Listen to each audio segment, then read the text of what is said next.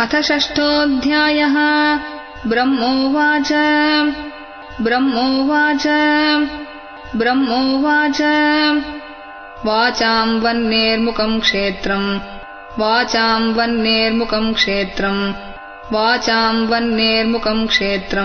छन्दसां सप्तधातवः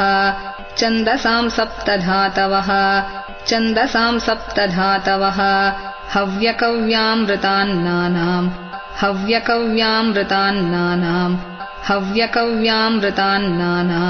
जिह्वा सर्वरसस्य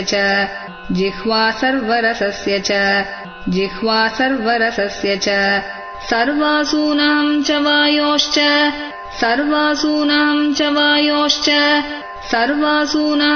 वायोश्च तन्नासे परमायने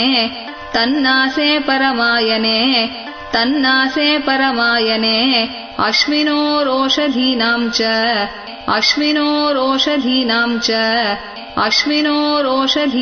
च घ्राणो मोदप्रमोदयोः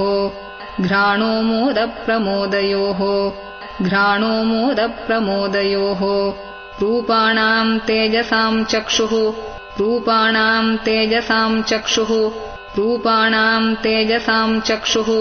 दिवः सूर्यस्य चाक्षिणी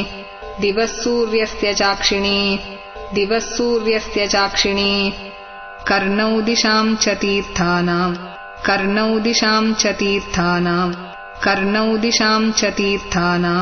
श्रोत्रम् आकाशशब्दयोः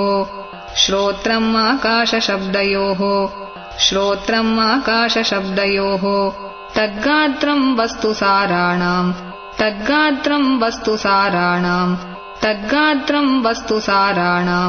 सौभगस्य च बाजनं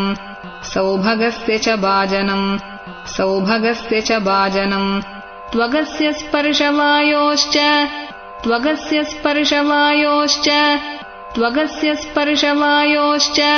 सर्वमेधस्य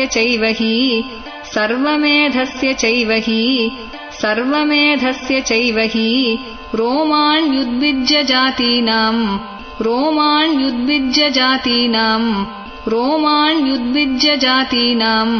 यैर्वा यज्ञस्तु संभृतः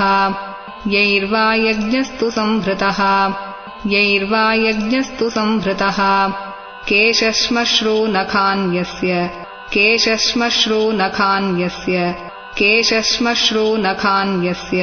शिलालोहाभ्रविद्युताम्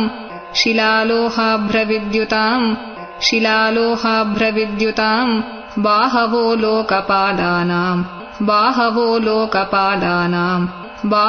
लोकपादानाम् प्रायशः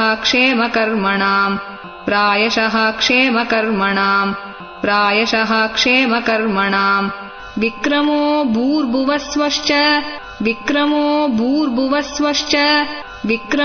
भूर्भुवस्वश्च क्षेमस्य शरणस्य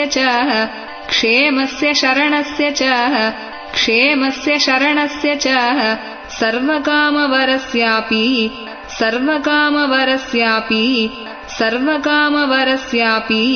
हरेश्चरणास्पदम्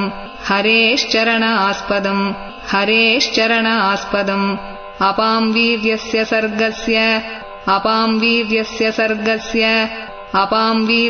सर्गस्य पर्जन्यस्य प्रजापतेः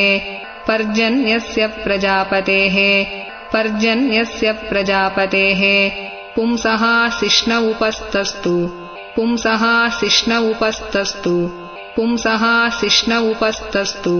प्रजात्यानन्दनिर्वृतेः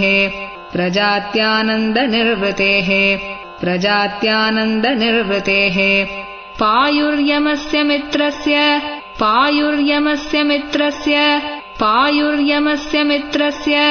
परिमोक्षस्य नारदा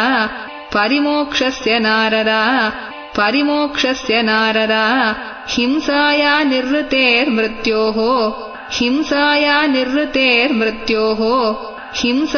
निरृतेर्मृत्योः निरयस्य गुदस्मृतः पराभूतेरधर्मस्य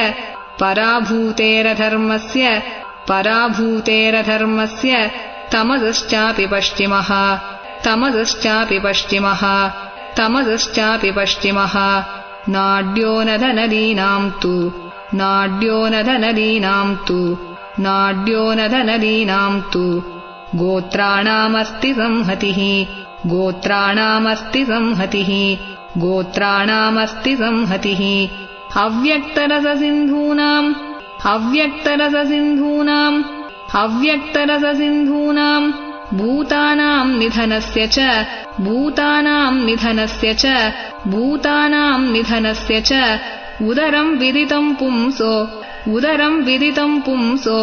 उदरम् विदितम् पुंसो हृदयम् मनसः पदम्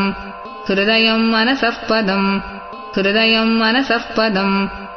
धर्मस्य मम तुभ्यम् च धर्मस्य मम तुभ्यम् च धर्मस्य मम तुभ्यम् च कुमाराणाम् भवस्य च कुमाराणाम् भवस्य च कुमाराणाम् भवस्य च विज्ञानस्य च सत्त्वस्य विज्ञानस्य च सत्त्वस्य विज्ञानस्य च सत्त्वस्य परस्यात्मा परायणम् परस्यात्मा परायणम् परस्यात्मा परायणम् अहम् भवान् भवश्चैव अहम् भवान् भवश्चैव अहम् भवान् भवश्चैव तैमे मुनयो ग्रजाः तैमे मुनयो ग्रजाः तैमे मुनयो ग्रजाः सुरासुरनरा नागाः सुरासुरनरा नागाः सुरासुरनरा नागाः कघा मृगसरीसृपाः कघा मृगसरीसृपाः कघा मृगसरीसृपाः गन्धर्वाप्सरसो यक्ष गन्धर्वाप्सरसो यक्ष गन्धर्वाप्सरसो यक्ष रक्षो भूतगणोरगाः रक्षो भूतगणोरगाः रक्षो भूतगणोरगाः पशवः पितरः सिद्धाः पशवः पितरः सिद्धाः पशवः पितरः सिद्धाः विद्याद्राश्चारणाद्रुमाः विद्याद्राश्चारणाद्रुमाः विद्याद्राश्चारणाद्रुमाः अन्ये च विविधा जीवा अन्ये च विविधा जीवा अन्ये च विविधा जीवा जलस्थलनभौकसः जलस्थलनभौकसः जलस्थलनभौकसः ग्रहर्क्षकेतवस्ताराः ग्रहर्क्षकेतवस्ताराः ग्रहर्क्षकेतवस्ताराः तडितस्तनयित्नवः तडितस्तनयित्नवः तडितस्तनयित्नवः सर्वम् पुरुष ये वेदम् सर्वम् पुरुष ये वेदम् सर्वम् पुरुष ये वेदम् भूतम् भव्यम् भवच्चयत् भूतम् भव्यम् भवच्चयत् भूतम् भव्यम् भवच्चयत् तेनेदमावृतम् विश्वम् तेनेदमावृतम् विश्वम् तेनेदमावृतम् विश्वम् वितस्तिम् अधितिष्ठति वितस्तिम् अधितिष्ठति वितस्तिम् अधितिष्ठति स्वधिष्ण्यम् प्रतपन् प्राणो स्वधिष्ण्यम् प्रतपन् प्राणो स्वधिष्ण्यम् प्रतपन् प्राणो बहिश्च प्रतपत्यसौ बहिश्च प्रतपत्यसौ बहिश्च प्रतपत्यसौ एवम् विराजम् प्रतपन् एवम् विराजम् प्रतपन् एवम् विराजम् प्रतपन् तपत्यन्तर्बहिः पुमान् तपत्यन्तर्बहिः पुमान् तपत्यन्तर्बहिः पुमान् सोमृतस्याभयस्येषो सोमृतस्याभयस्येषो सोमृतस्याभयस्येषो मर्त्यमन्नम् यदत्यगात् मर्त्यमन्नम् यदत्यगात् मर्त्यमन्नम् यदत्यगात् महिमैष ततो ब्रह्मन् महिमैष ततो ब्रह्मन् महिमैष ततो ब्रह्मन् पुरुषस्य दुरत्ययः पुरुषस्य दुरत्ययः पुरुषस्य दुरत्ययः पादेषु सर्वभूतानि पादेषु सर्वभूतानि पादेषु सर्वभूतानि पुंसः स्थितिपदो विदुः पुंसः स्थितिपदो विदुः पुंसः स्थितिपदो विदुः अमृतम् क्षेममभयम् अमृतम् क्षेममभयम् अमृतम् क्षेममभयम् त्रिमूर्ध्नोधायि मूर्धसु त्रिमूर्ध्नोधायि मूर्धसु त्रिमूर्ध्नोधायि मूर्धसु पादास्त्रयो बहिश्चासन् पादास्त्रयो बहिश्चासन् पादास्त्रयो बहिश्चासन् अप्रजानां याश्रमाः अप्रजानां याश्रमाः अप्रजानां याश्रमाः अन्तस्त्रिलोक्यास्त्वपरो अन्तस्त्रिलोक्यास्त्वपरो अन्तस्त्रिलोक्यास्त्वपरो गृहमेधो बृहद्व्रतः गृहमेधो बृहद्व्रतः गृहमेधो बृहद्व्रतः स्मृति विचक्रमे विश्वं स्मृति विचक्रमे विश्वं स्मृति विचक्रमे विश्वं शासनानशने बुभे शासनानशने बुभे शासनानशने बुभे यदविद्या च विद्या च यदविद्या च विद्या च यदविद्या च विद्या च पुरुषस्तु भयाश्रयः पुरुषस्तु भयाश्रयः पुरुषस्तु भयाश्रयः यस्मादण्डं विराज्यज्ञे यस्मादण्डं विराज्यज्ञे यस्मादण्डं विराज्यज्ञे भूतेन्द्रियगुणात्मकः भूतेन्द्रियगुणात्मकः भूतेन्द्रियगुणात्मकः तद्द्रव्यम् अत्यगाद्विश्वम् तद्द्रव्यम् अत्यगाद्विश्वम् तद्द्रव्यम् अत्यगाद्विश्वम् गोभिः सूर्य इवातपन् गोभिः सूर्य इवातपन् गोभिः सूर्य इवातपन् यदास्य नाभ्यान्नलिनाद् यदास्य नाभ्यान्नलिनाद् यदास्य नाभ्यान्नलिनाद् अहमासम् महात्मनः अहमासम् महात्मनः अहमासम् महात्मनः नाविदम् यज्ञसंभारान् नाविदम् यज्ञसंभारान् नाविदम् यज्ञसंभारान् पुरुषावयवादृते पुरुषावयवादृते पुरुषावयवादृते तेषु यज्ञस्य पशवः तेषु यज्ञस्य पशवः तेषु यज्ञस्य पशवः सवनस्पतयः कुशाः सवनस्पतयः कुशाः सवनस्पतयः कुशाः इदं च देवयजनम् इदं च देवयजनम् इदं च देवयजनम् कालश्चोरुगुणान्वितः कालश्चोरुगुणान्वितः कालश्चोरुगुणान्वितः वस्तून् योषदयस्नेहा वस्तून् योषदयस्नेहा वस्तून् योषदयस्नेहा रसलोहमृदोजलम् रसलोहमृदोजलम् रसलोहमृदोजलम्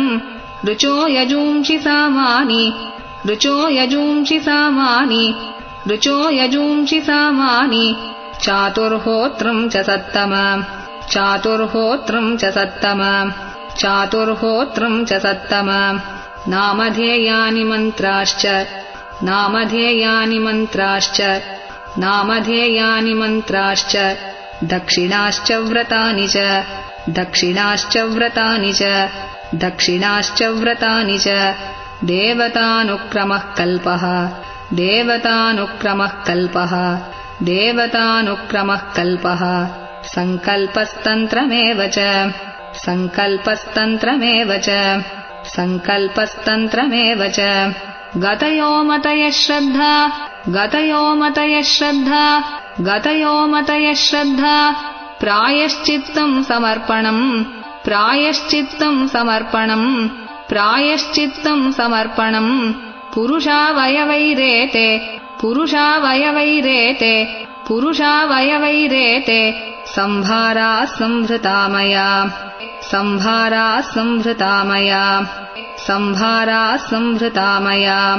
इति संभृतसंभारः इति संभृतसंभारः इति संभृतसंभारः पुरुषावयवैरहम् पुरुषावयवैरहम् पुरुषावयवैरहम् तमेव पुरुषम् यज्ञम् तमेव पुरुषम् यज्ञम् तमेव पुरुषम् यज्ञम् तेनैवायजमीश्वरम् तेनैवायजमीश्वरम् तेनैवायजमीश्वरम् ततस्ते भ्रातर इमे ततस्ते भ्रातर इमे ततस्ते भ्रातर इमे प्रजानाम् पतयो नव प्रजानाम् पतयो नव प्रजानाम् पतयो नव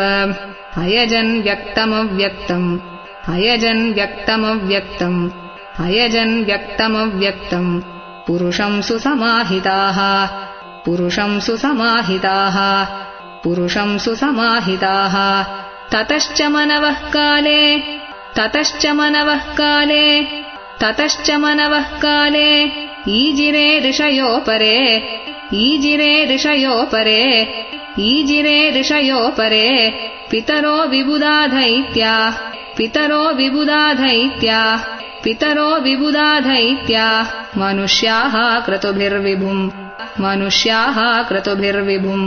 मनुष्याः क्रतुभिर्विभुम् नारायणे भगवति नारायणे भगवति नारायणे भगवति तदिदम् विश्वमाहितम् तदिदम् विश्वमाहितम् तदिदम् विश्वमाहितम् गृहीतमायोरुगुणः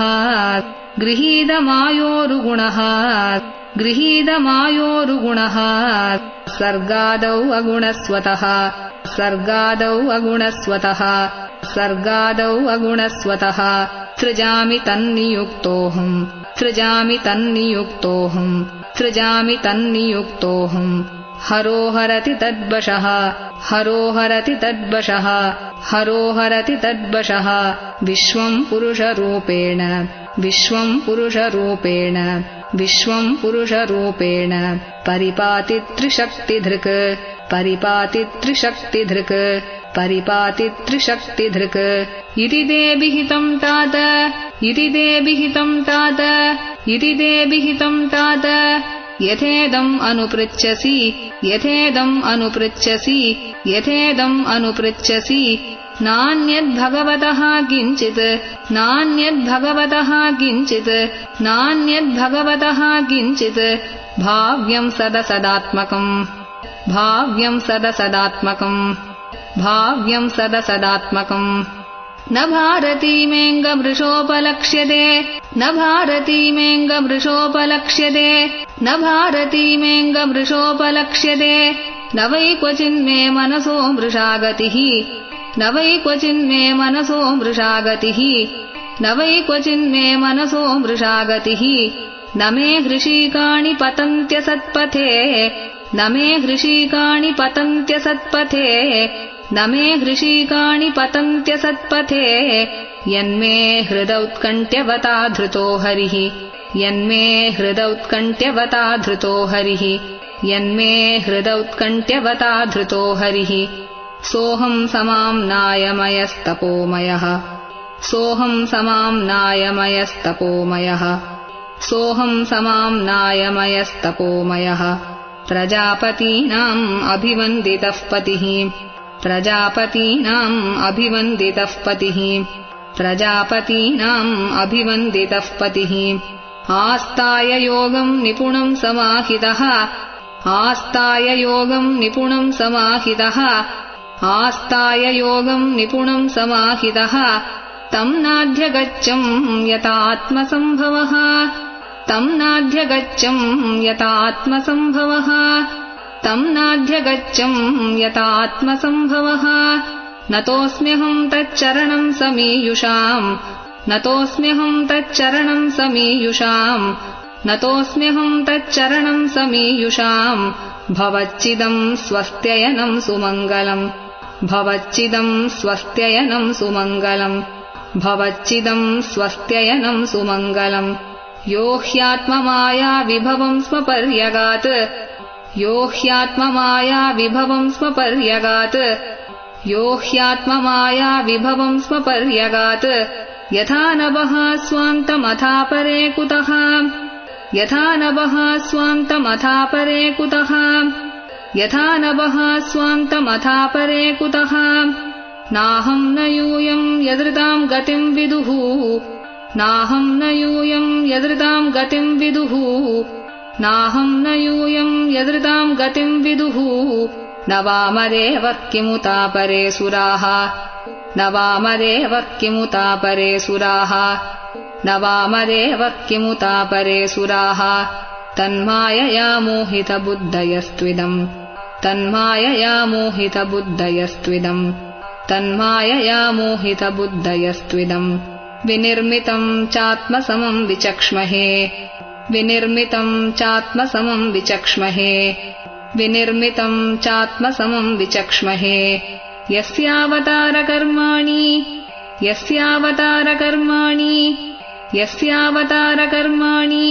गायन्ति ह्यस्मदादयः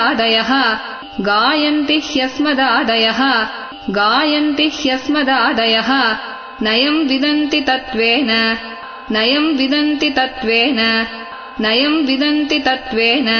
तस्मै भगवते नमः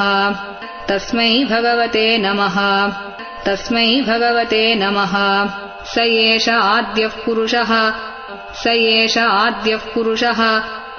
एष आद्यः पुरुषः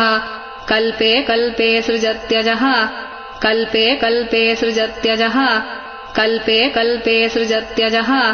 आत्मात्मन्यात्मनात्मानम्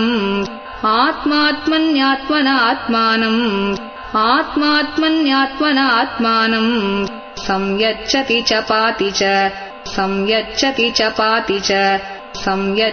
च पाति च विशुद्धं केवलं ज्ञानम्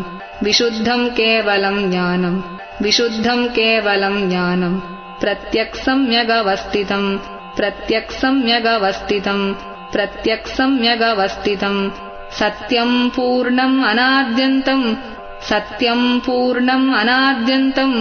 सत्यं पूर्णम् अनाद्यन्तम्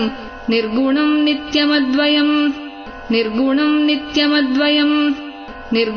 नित्यमद्वयम् ऋषे विदन्ति मुनयः प्रशान्तात्मेन्द्रियाशयाः यदा तदेवासत्तर्कैः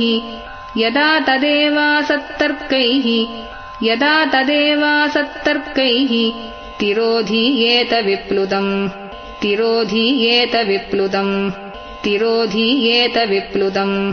आद्योऽवतारः पुरुषः परस्य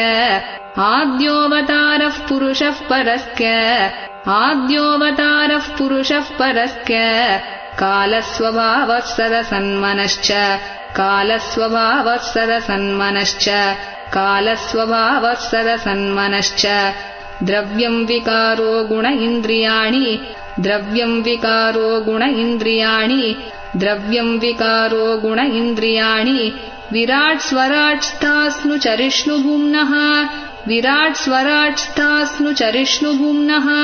विराट् स्वराट्स्थास्नु चरिष्णुभुम्नः अहं भवो यज्ञ इमे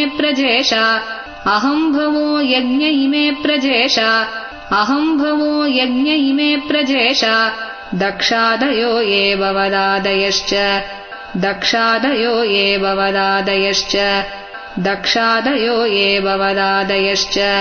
स्वर्लोकपालाः कघलोकपाला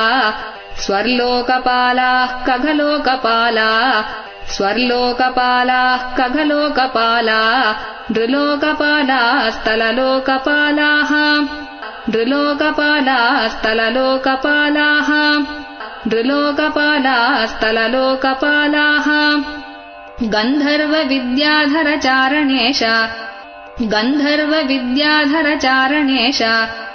गन्धर्वविद्याधरचारणेश ये यक्षरक्षोरगनागनाथाः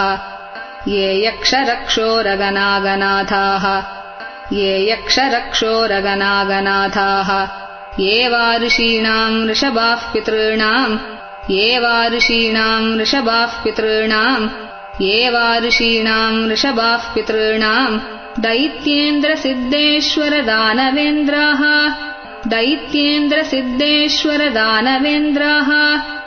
दैत्येन्द्रसिद्धेश्वरदानवेन्द्राः अन्ये च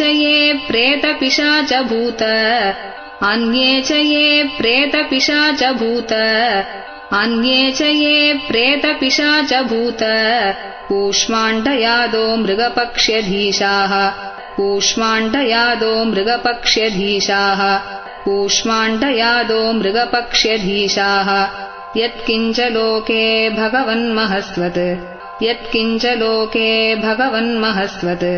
यत्किञ्च लोके भगवन्महस्वत्